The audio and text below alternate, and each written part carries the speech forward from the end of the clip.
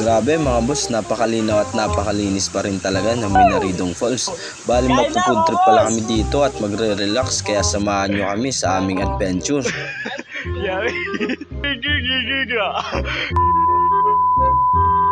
So what's up mga boss, Boss Lalers Vlog here. Ngayong araw pa lang ito, maliligo kami sa Minaridong Falls. Bali ang kasama ko pala dito si brother at syempre si paring Alden na sumasayaw-sayaw habang nangunguha ng pako.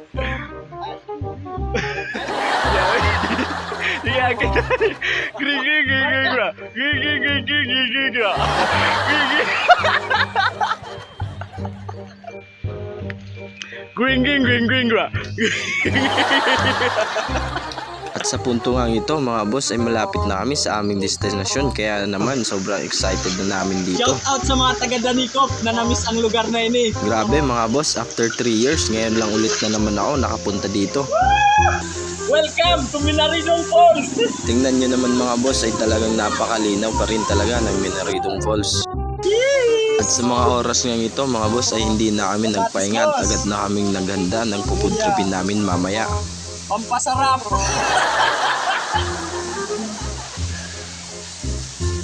Bali magsasayang na nga ako dyan mga boss at si paring Alden naman ang nangunguha ng kahoy habang si brother busy sa pagiging cameraman. At agad na nga rin ako dyan nagpaapoy nang masimulan na namin yung aming pagsasaing. At nang makagawa na nga ako ng apoy ay agad-agad ko nang hinugasan yung daladala naming bigas. At nang maisalang ko na nga yung kaldero sa apoy ay agad ko namang ginayat yung pako na ihahambula namin. Hambula daa. Patal. Bali nag-DIY na nga lang ako dyan ng sandok kasi nakalimutan namin magdala. At ito na nga mga boss, luto na yung sinaing namin kaya ilalagay na natin yan dito sa dahon ng saging. At pagkatapos ko mailagay yung kanin sa ibabaw ng saging ay agad ko naman pinakuluan yung crab na aming uulamin mamaya. At nung kumulo na nga agad namang nagisa si brother ng bawang, sibuyas, luya at syempre pati yung crab para mawala yung langsa.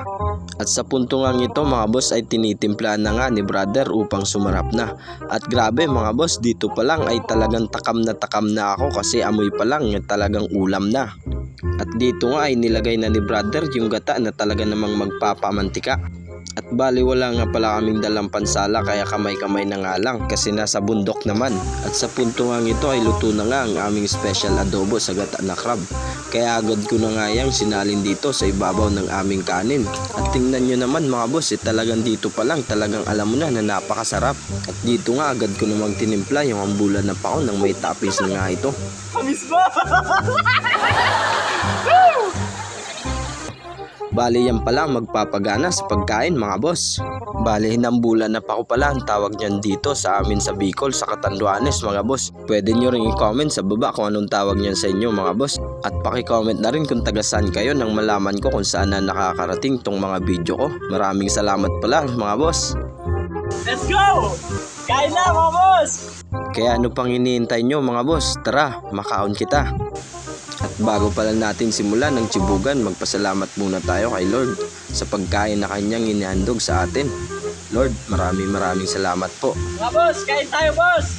At sa mga hindi pa pala nakakaalam kung saan ang daanan papunta dito sa Minaridong Falls, pwede po kayong mag-message o kayong mag-comment dyan sa ibaba para masamahan namin kayo dito patungo sa Minaridong Falls.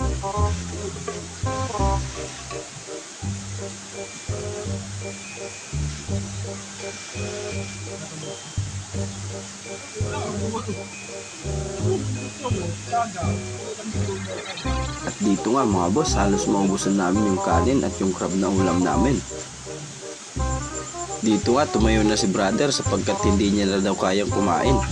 Kaya kami na lang dalawa ni paring Alden yung natira at tumubos ng kanin. At pagkatapos nga namin kumain at pagpahinga, ayan na, naligo na kami kasi napakasarap naman talaga ng tubig dito. Napakalamig at napaka-presko. At nung nakapag-swimming na nga kami ay ito na yung mga sumunod na naganap. Shot, shot!